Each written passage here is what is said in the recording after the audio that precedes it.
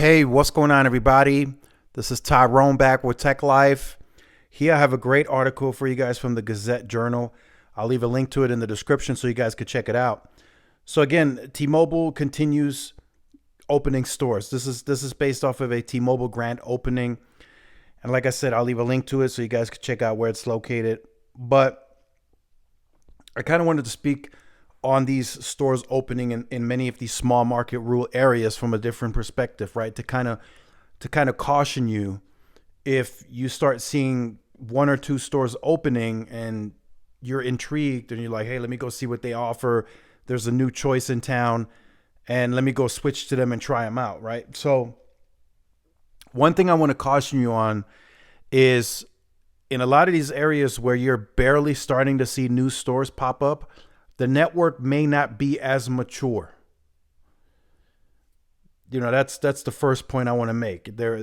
And when I say mature, you know, there could be a solid coverage footprint in your specific area where the store is opening, right? But if you travel to the east, you know, 30, 40 miles east or 30, 40 miles west, you could potentially run into roaming and no coverage at all. That's where I'm going with the maturity piece, right? If the network is mature and like really nice and well built out in those areas, you should have native coverage just about anywhere you travel outside of your city limits. But in many cases, I'm still getting messages say, hey, look, T-Mobile just added N41 on 2 sites here, brand new, but about 40 miles west or east of here, they roam on AT&T. And that's where I'm coming from when I say the network may not be mature. Also, another thing to also keep in mind and to be cautious is T-Mobile is trying to monetize quickly, right? They're trying to load up the network as fast as possible. They want to take share instantly. So as soon as they get there with the license to win, they put up retail. The network should have already been built there before that even happens, and then they start with the local marketing.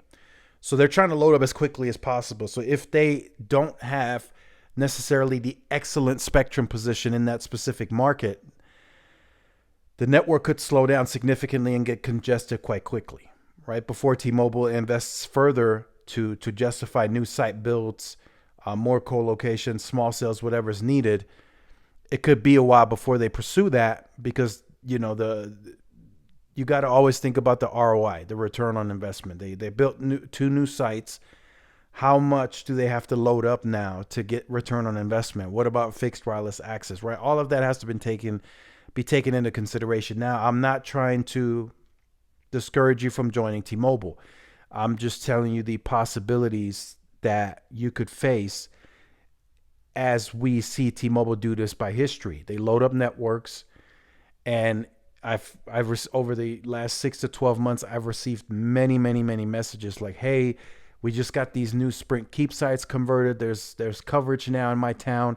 But when I travel to see Aunt Susie 30 miles east, I am still roaming on a different network, which degrades the experience. It just does. The roaming, no matter how you slice it and dice it, unless it's like unlimited roaming, it's always capped, and it's a bad experience for the end user. So just kind of wanted to speak on that. T-Mobile is continuing to open up stores. They just announced a big expansion into North Carolina with network and retail. And I'm sure all over the country that continues to happen.